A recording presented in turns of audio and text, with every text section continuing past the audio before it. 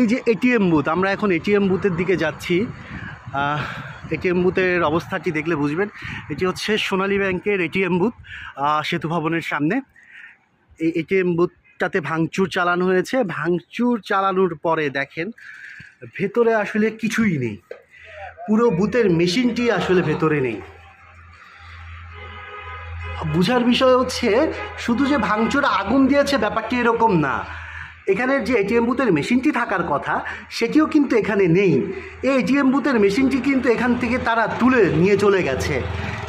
এই সংশয়, এই ধরনের ধ্বংসযজ্ঞ লীলা যারা চালিয়েছে তাদের আসলে লক্ষ্যটা কী ছিল সেটি এখন বুঝার বিষয়।